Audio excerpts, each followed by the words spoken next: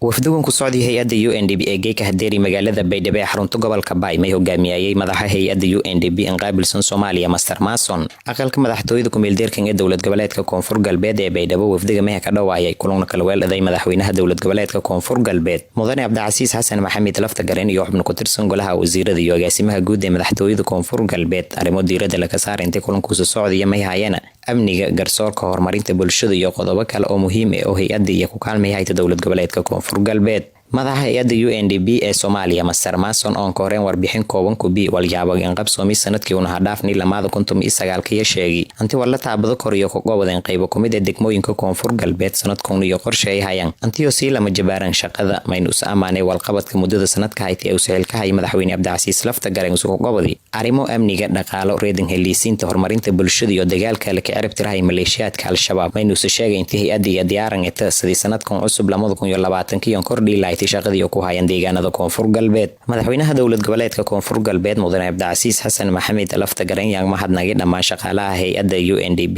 oo ka horeeyay Master Mason shaqadii ku hayaan gobolada Koonfur Galbeed maynu soo bogaadiyay intii si laba jabaaran sanadkan 2020 sidii walbadan ku gobada lahaayeen gobolada Bay Bakool iyo Shabeellada Hoose kulanka waxay ka saacado badan qaaday intii uu socdayna la kala faguray xaalado ku jira gobolada Koonfur Galbeed sidii UNDP kaalin muhiim ah ku jeysada lahaaytay ya markii dhamaaday kulanka may warbaahintan ka horeen la hadalay madaxa hay'adda UNDP Soomaaliya Master Mason of the government here.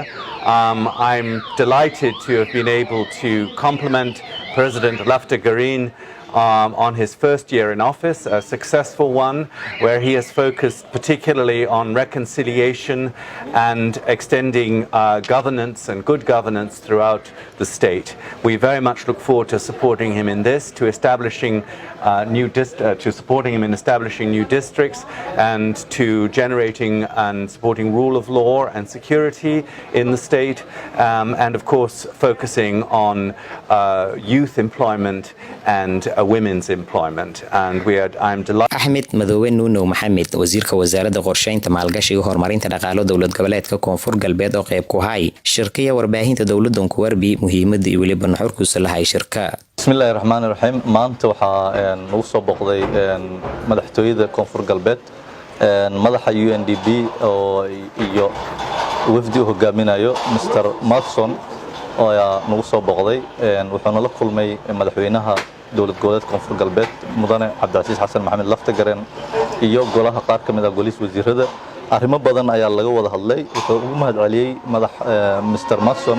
madaxweynaha halkii sano oo ahaa sanad guul ku dhamaaday ayadoo tilaabooyin fiican laga qaaday dhanka dib u heshiisiinta dhanka awood qaybsiga dhanka dawlad wanaaga horumarinta oo amniga iyo arrimo fara badan oo kale wuxuu ugu mahadceliyay Mr Mason madaxweynaha dawladda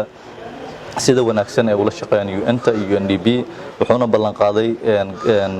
taageeradii UNDP ay siin jirtay Koonfur Galbeed inay si laba jibaari doonto maadaama wax badan laga qabtay arrimaha aan soo sheegay